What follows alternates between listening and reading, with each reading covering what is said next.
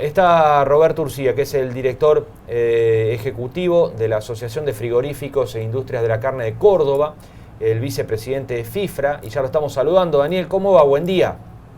Ahora sí, con Daniel te saludo. Con Daniel con sí, Roberto, ¿no? digo, tenés que llamar a Dehesa. No, claro. Bueno, fue el cambio por mencionarlo a Mondino me quedó. Bueno, Daniel, ¿cómo estás? Buen día. Buen día, ¿cómo están ustedes? Bien, Un gusto bien. hablar. Bueno, contanos un poco cómo, vamos a empezar por esto último. La verdad es que habían tenido un año con buenas noticias, decíamos hasta con un embarque desde Córdoba por primera vez, histórico, del frigorífico Logros a los Estados Unidos. La verdad es que en materia de comercio exterior parecía un cierre bastante positivo de la cadena de la carne, pero se encuentran con esta novedad de las retenciones sobre el final dispuestas por el gobierno de Alberto Fernández. ¿Cómo juega esto? ¿Los afecta? ¿Había margen para aplicar retenciones? A ver, vamos, como bien vos lo mencionás, yo creo que se hizo un trabajo conjunto con una reapertura de exportaciones, con el trabajo de privado, el desafío de la inversión de muchos empresarios, de apostar por dar un salto, entrar en el negocio de la exportación. De hecho, el frigorífico Coronel Moldes, con su planta en Río Cuarto, lo está intentando, que ya ha sido visitado por SENASA para ser propuesto, para ser habilitado con destino a China, porque entendemos todos que el verdadero avance del sector de ganados y carne está integrándose con la exportación. Es decir, nuestro mercado interno, si bien es el más importante porque llegó a representar el 93% del destino de nuestra producción, hoy está en el 70%, pero sabemos que es limitado y nosotros tenemos capacidad para producir más. Ahora, producir más sin mercados abiertos no tiene sentido porque eso implica una abundante oferta en el mercado interno, caídas sustanciales de precios, pérdidas de rentabilidad y se deja de producir. ¿Qué ocurre cuando aparecen las retenciones? Yo creo que hay que separar un poco el análisis. Primero, por definición, el derecho de exportación no es una buena herramienta.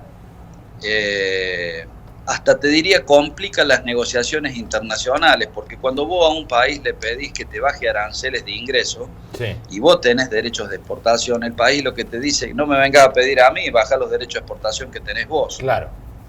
O sea, por eso digo, no solamente es un impuesto distorsivo que atenta contra la mayor producción, porque no tenés libremente tu disposición de lo que producís, sino hasta en el esquema de negociación. Eso por definición. Ahora, también hay que analizarlo en un contexto.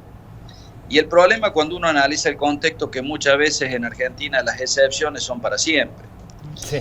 Estas retenciones no son nuevas. Lo que dice Fernández tiene razón. Es decir, yo lo único que hice fue actualizar las retenciones que volvieron hace un año. Pero nosotros lo que necesitamos, así como volvieron las retenciones y se le había puesto una fecha de finalización, necesitaríamos que ahora a este esquema de retenciones también se les pongan una fecha de finalización. Porque eso es lo que puede llegar a que el sector privado tome decisiones a futuro. Nosotros hoy con el mercado abierto, en un contexto donde, a ver, para tratar de que se entienda. El problema es que cuando uno pone retenciones y no tiene la sensibilidad para ir monitoreando, a veces te puede dejar fuera de un mercado. Claro. Entonces, y por otra parte, Argentina necesita los mercados y necesita producir, porque necesita fundamentalmente generar trabajo. Y dólares. Yo pondría en orden. Trabajo, primero el trabajo y después los dólares, porque van de la mano. Claro. Te pongo un ejemplo. Si Río Cuarto mañana es habilitado a China, yo calculo que crea 80 puestos de trabajo. Claro, impresionante. Entonces digo, hay un efecto real, lo hemos venido viendo durante este periodo con las plantas que han logrado habilitación para exportar. La ganadería en sí genera trabajo, toda la actividad pecuaria, porque necesita personal en el campo los 365 días del año. Entonces yo creo que es un sector que se tiene que promover. El sector cárnico este año representa en sus exportaciones el 20% del superávit comercial. El sector cárnico generó más de 3.000 millones de dólares. Y yo lo mido en el superávit porque no tiene contrapartida de importación. Claro. Cuando uno mira la industria automotriz, por ejemplo, es deficitaria. Sí. La actividad pecuaria y la industria relacionada es superavitaria. Entonces, obviamente este esquema de retenciones lo que hace, erosiona la rentabilidad del sector, pero no solamente del sector industrial, lo hace sobre toda la cadena. Y cuando lo hace sobre toda la cadena, lo que nosotros necesitamos, que es producir más, llega el productor ganadero, el productor se desalienta, porque el productor ganadero hace 20 años que no tiene un periodo de tiempo que le permita decir apuesto fuerte a la ganadería. Entonces vamos a seguir con una oferta limitada. Yo recordaba el otro día en el editorial de FIFRA, sí, el stock ganadero que se perdió en el 2009, pasaron 10 años, estamos en el 2019 y todavía no se recuperó íntegramente. Claro. Había 60 millones de cabezas, caímos a 48 y hoy no llegamos a 55. Entonces eso te demuestra que el sector de la producción no viene con el boom ganadero como alguien tituló alguna vez. O sea, se viene recuperando con muchas más expectativas que realidades. O hacías referencia al comienzo de una recuperación de precios en el mercado de Liniers. Sí. Esa recuperación de precios es necesaria, porque hoy el sector del engorde es deficitario. Claro. La invernada se ha recuperado más por factores externos de la ganadería. El precio de la vaca tiene buen precio por la exportación, el novillo también, y las categorías livianas de consumo, vaquillón y novillito, vienen atrasadas. Yo creo que la recuperación de precios, incluso en enero y febrero, van a ser aún superiores por una escasez de oferta. Y eso va a tener impacto en el precio de la carne. Pero reitero, es necesario, porque si no tenemos recuperación de precios, no tenemos producción. Y lo que hay que entender que esto no es magia. Y lo que también tenemos que entender los consumidores, que fue algo que nos pasó en el 2009, con la liquidación de stock, eso implica precios caros. En el 2011 tuvimos los precios más caros de la última década, claro, en carne vacuna. Ahora hay una suba por crecimiento de la demanda. ¿Enero y febrero puede llegar a subir por caída de la oferta?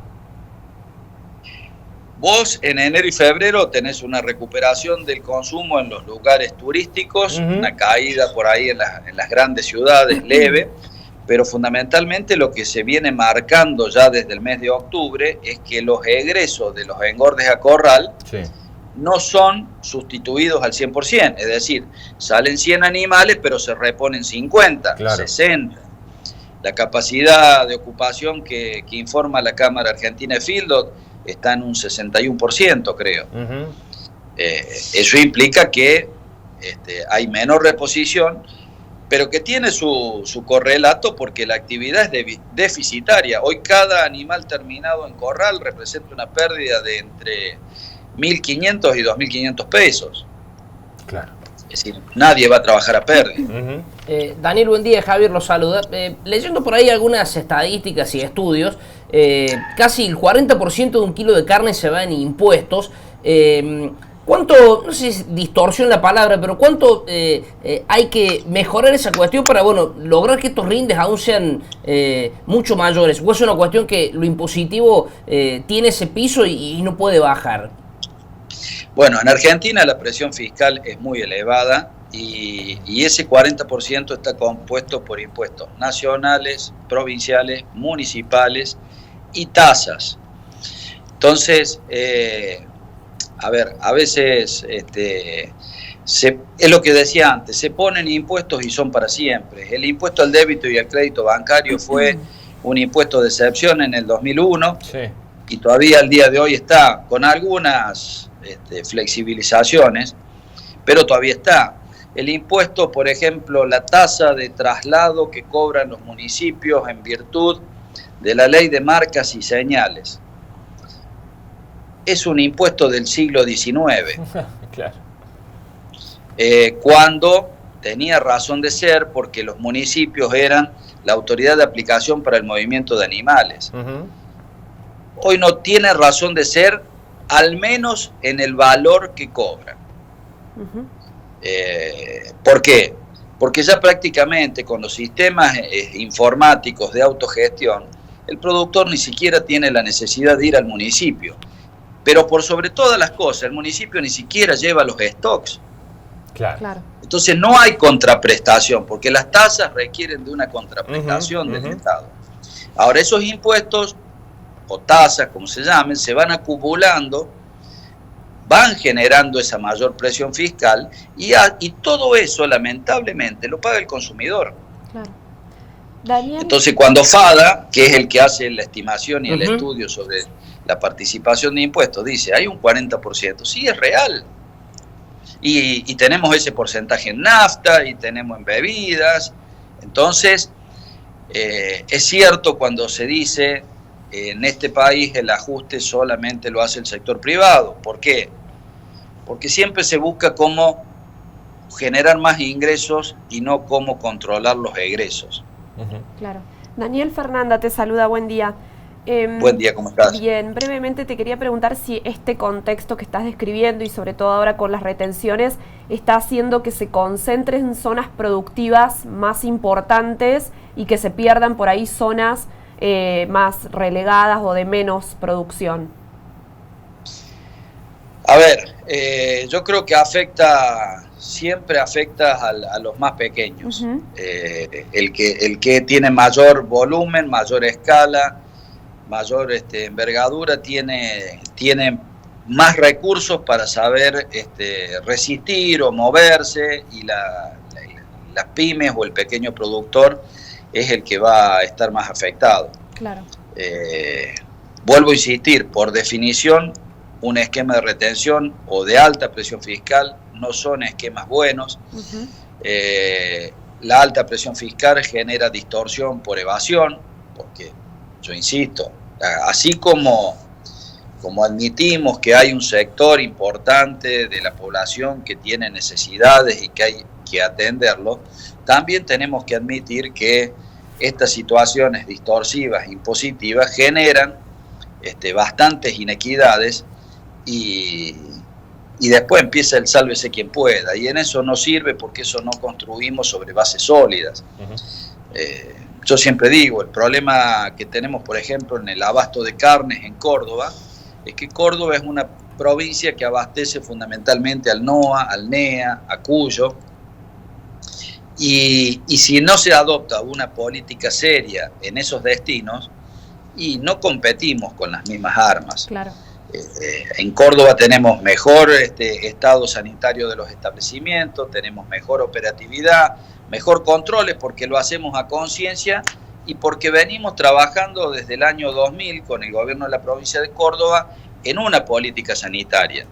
Y ahora estamos viendo de alguna manera los resultados con estos nuevos frigoríficos que están llegando a tener estatus de exportadores, que es inédito. Hoy tenemos 2 plantas de cerdo ya habilitadas para China, el caso de Piamontes en Brinkmann o Qualitá en Colonia Carolla, la proximidad tal vez de Coronel Moldes en Río Cuarto y Bustos y Beltrán en Córdoba.